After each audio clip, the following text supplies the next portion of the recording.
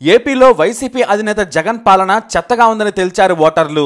సంక్షేమమే లక్ష్యంగా పనిచేసిన జగన్కు ప్రజలు అది మాత్రమే సరిపోదు, అవినీతి నుంచి మౌలిక వసతులు, రాజధాని, ఉద్యోగాలు కూడా కావాలని తేల్చేశారు. వైసీపీ ఇంత దారుణ ఓటమిని చవిచూస్తుందని బహుశా వైఎస్ జగన్ కూడా ఊహించి ఉండరు. ఎందుకంటే ఆయన పేదలు, దిగువ మధ్యతరగతిలోని ఒక వర్గం తనకు మద్దతిస్తుందని ఊహించారు. కానీ వైఎస్ జగన్ సంక్షేమాన్ని తిప్పికొట్టారు ప్రజలు. ఎందుకలా జరిగిందంటే మాత్రం 1,00,000 కారణాలు చెబుతున్నారు విశ్లేషకులు. ఎన్నికలకి ముందు ల్యాండ్ టైటిలింగ్ యాక్ట్ కొంప ముంచింది. ప్రజలు దానిపై భయభ్రాంతులకు గురయ్యారు. ఎందుకంటే ల్యాండ్ బుక్ పై వైఎస్ జగన్ ఫోటో ఉండడం మరింత కొంప ముంచింది. ఎంత సీఎం అయితే మాత్రం సొంత భూమిపై ముఖ్యమంత్రి ఫోటో ఎందుకనే విమర్శలు తీవ్రమయ్యాయి. ఎందుకంటే ప్రజల సొంత సొత్తది, సంక్షేమ పథకం ఏమాత్రం కాదు. అందుకే ప్రతిపక్షం సోషల్ మీడియా ద్వారా తీవ్రంగా తీసుకెళ్లిన ల్యాండ్ టైటిలింగ్ యాక్ట్ పై ప్రజలు భయభ్రాంతులకు గురయ్యారు. ఎందుకంటే అప్పటికే చాలా మంది వైసీపీ ఎమ్మెల్యేలు, వారి అనుచరుల భూ కబ్జాల మీద వేల ఆరోపణలు వచ్చాయి. కానీ వాటిపై సీఎం జగన్ స్పందించలేదు, వారిని కంట్రోల్ కూడా చేయలేదు. విచ్చలవిడిగా రెచ్చిపోయి బరి తెగించేశారు. ఎంతలా అంటే ఎలక్షన్ కమిషన్ అంటే కూడా భయం లేకుండా ఈవీఎంలు పగలగొట్టి రెచ్చిపోయాడు పిన్నెల్లి. ఇతని మీద సుప్రీంకోర్టు కూడా తీవ్ర ఆగ్రహం వ్యక్తం చేసింది. బెయిల్ ఇచ్చిన హైకోర్టుకు కూడా తలంటింది సుప్రీం. పిన్నెల్లిని ఎట్టి పరిస్థితుల్లో కూడా కౌంటింగ్ ఏరియాలోకి కూడా వెళ్లొద్దని ఆదేశించిందంటే వైసీపీ నేతలు ఎంతలా బరి తెగించారో అర్థం చేసుకోవచ్చు. మరొకడేమో ఎన్నికల పోలింగ్ బూత్లోనే ఓటర్ని కొడతాడు. వీటన్నింటినీ కూడా జగన్ చాలా తక్కువ అంచనా వేసుంటారు. కానీ ప్రజలు బెదిరింపులు, కబ్జాలు, అవినీతి, నేనే నియోజకవర్గానికి రాజుననే వ్యవహారాలను అసలు సహించరు అనడానికి ఇదే ఉదాహరణ. అది తీవ్రమైన ప్రభావం చూపించింది. మరి ల్యాండ్ టైటిలింగ్ యాక్ట్ మాత్రమేనా అంటే కానే కాదు, ఇంకా ఉన్నాయి. రాజధాని విషయాన్ని కూడా ప్రజలు తీవ్రంగా పరిగణించాలి. ఈ ఫలితాలను అర్థం చేసుకోవచ్చు.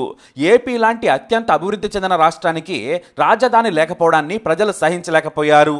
ఒకవైపు హైదరాబాద్ దూసుకెళ్తుంటే మనకు కనీసం చెప్పుకోవడానికి రాజధాని కూడా లేదని ఆగ్రహం వ్యక్తం చేశారు. గతంలో చంద్రబాబు నాయుడు అమరావతి అని చెప్పినా కూడా దాన్ని కూడా అభివృద్ధి చేయలేదాయన. ఇక మళ్ళీ వైఎస్ జగన్ కూడా అదే తప్పు చేశారు. వైజాగ్ ని రాజధానిగా ప్రకటించినా కూడా ఎన్నికలకు ముందు కలరింగిచ్చి వదిలేశారు. అయితే ఇక్కడ ప్రకృతిని కూడా ధ్వంసం చేశారనే కోపం ప్రజలకు ఉంది. వైసీపీ నేతల కబ్జాలు కూడా ఆగ్రహానికి గురయ్యాయి. అది కూడా పెద్ద పెద్ద నేతలు రాజధాని విశాఖ అని ముందుగానే ఊహించేసి ప్రజల ఆస్తులను కూడా యథేచ్ఛగా ధ్వంసం చేశారు. ఇది కూడా ఒక కారణం. వీటి మీద వైఎస్ జగన్ దృష్టి పెట్టలేదు, అసలు పట్టించుకోలేదు.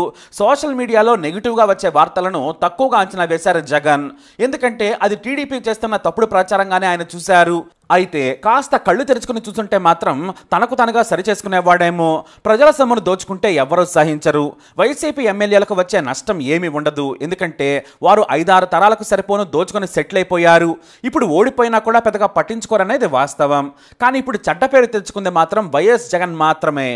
ఎగ్జిక్యూటివ్ క్యాపిటల్గా ప్రకటించినా కూడా ప్రజలు వైసీపీని విశాఖలో కూడా తిరస్కరించారు. ఇక ఏపీలోని రోడ్లు కూడా భయంకరమైన పరిస్థితి. ఇవి కూడా జగన్కు చెడ్డపేరు తెచ్చిపెట్టాయి. వానాకాలం వస్తే జనం నరకం చూశారు. వాహనాలు పాడయ్యాయి. వాటిని ఏనాడు పట్టించుకోలేదు. పక్క రాష్ట్రంలోని వారు కూడా ఏపీ రోడ్ల మీద జోకులు వేస్తున్నా కూడా వాటిని అస్సలు పట్టించుకోలేదు. మరి అసలు వైఎస్ జగన్ వాటిని ఎందుకు పట్టించుకోలేదు అనేది అందరికీ ఆశ్చర్యం కలిగించే అంశం.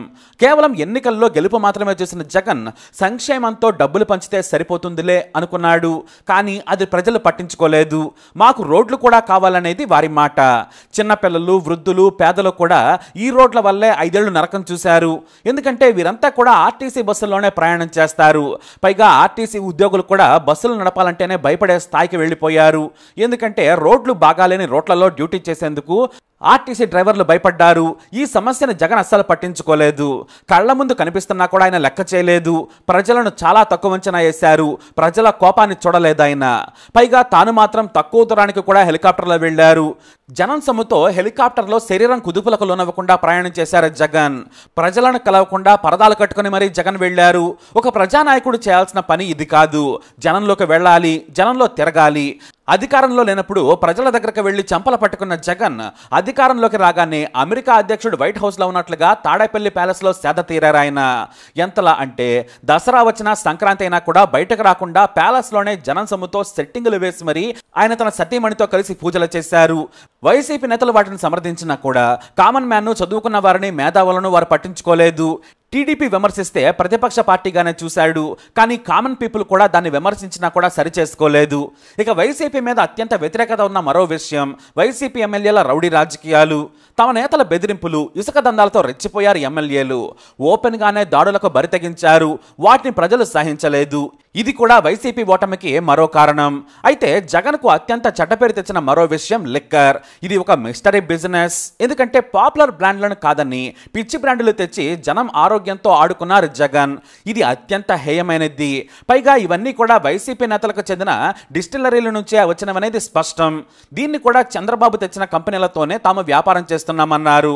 ఇక ఈ లిక్కర్ నుంచి వచ్చిన డబ్బు ప్రభుత్వ ఖజానాకు వెళుతుందా లేదా అనేది కూడా మరో మిస్టరీనే. ఎందుకంటే యూపీఐ పేమెంట్ లేకుండానే కేవలం లిక్విడ్ క్యాష్ గానే తీసుకోవడంతో ప్రజలకు అనుమానాలు పెరిగాయి.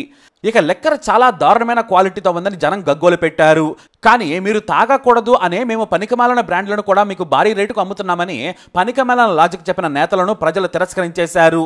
సోషల్ మీడియాలో మందు తాగేవారు ఆ లెక్కలను తిడుతున్నా కూడా ఎవరూ పట్టించుకోలేదు.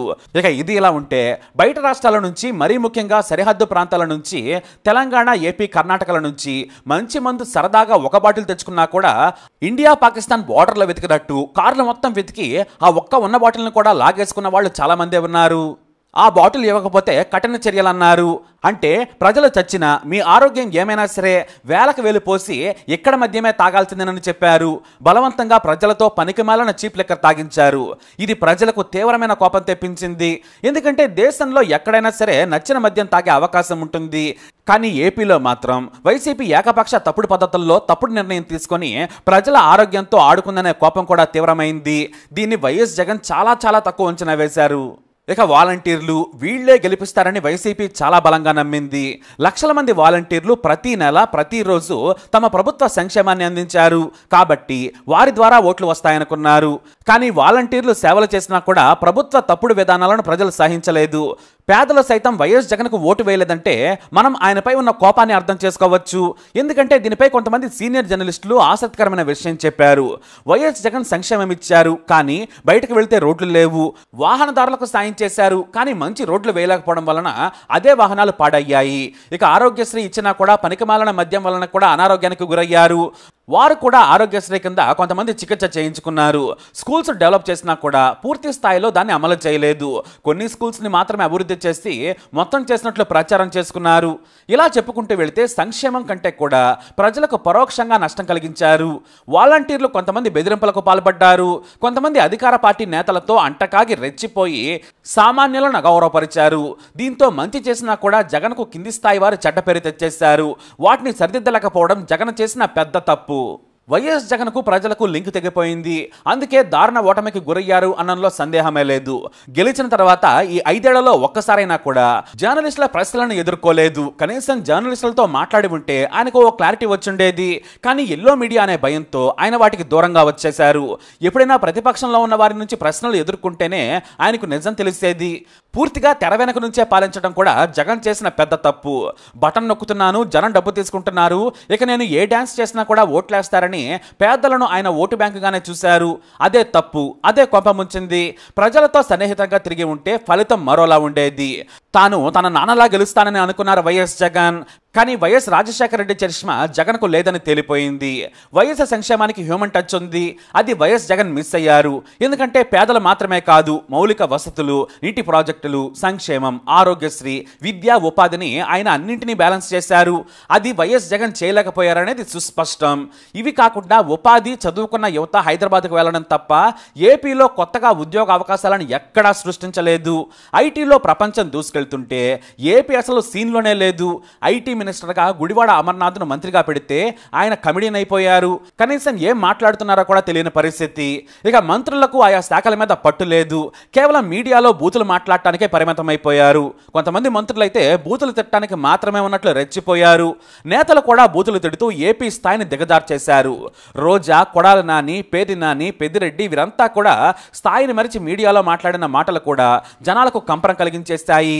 ఇక మరో లేడీ మంత్రికైతే పబ్లిసిటీ పిచ్చి. చివరిగా కర్ణుడికి కోటి శాపాలన్నట్లు జగన్ ఓటమికి శతకోటి కారణాలయ్యాయి. ప్రజలిచ్చిన గొప్ప అవకాశాన్ని చేజేతులా నాశనం చేసుకున్నారు జగన్. కానీ ఒకటి మాత్రం నిజం, జగన్ ఎప్పటికీ వైఎస్ కాలేరనేది నేటి ఎన్నికలతో తేలిపోయింది. మా నాయకుడు వైఎస్ను మించి చేశాడని కాకాలు బాకాలు ఊదారు. కేవలం జగన్ను ప్రసన్నం చేసుకోవడానికే ఆ డబ్బా మాటలు. కానీ వైఎస్ఆర్ వేరు, జగన్ వేరని తేలిపోయింది. ఇకనైనా జగన్ తన చుట్టూ ఉన్న భజన పరులను తొలగించుకుంటే మంచిది. ఇక ఊహాలోకం నుంచి ఈ లోకంలోకి రావాలి. ప్రజలతో సంబంధం లేకుంటే అంతే సంగతులు. వృద్ధాప్యంలో ఉన్నా కూడా చంద్రబాబు నాయుడు కసిగా చేసిన పోరాటం కూడా వైఎస్ జగన్ ఓటమిలో కీలక పాత్ర పోషించింది. బాబు వస్తే మంచి రాజధాని, ఉద్యోగాలు, నాణ్యమైన విద్యుత్తు, మంచి రోడ్లు వస్తాయనే ఆశతో ఉన్నారు ఏపీ ప్రజలు. బాబును బలంగా నమ్మారంతే. అయితే వైఎస్ జగన్ బాబులా గెలవాలంటే మాత్రం ఎంతో తపించి పోరాడితే తప్ప జరగదు. ఎంత తప్పులు సరిదిద్దుకున్నా కూడా బాబు ఫిగర్ని దాటం చాలా కష్టం. అది ఎన్నేళ్లు పడుతుందో ఎప్పుడవుతుందో కూడా చెప్పలేం. ప్రస్తుతానికైతే జగన్ ముందు ఉంది ఒక్కటే, ముందు తన తప్పులు తెలుసుకోవడం. మరి కర్ణుడికి కోటి శాపాలు అన్నట్లు జగన్ ఓటమికి కూడా శతకోటి కారణాలు. మీరే కారణం చెబుతారు. మీ అభిప్రాయాన్ని కమెంట్ ద్వారా తెలియజేయండి. ఈ వీడియో అప్డేట్స్ కోసం మై ఛానల్ ఫాలో అవ్వండి. అలాగే తప్పకుండా సబ్స్క్రైబ్ చేసుకోండి.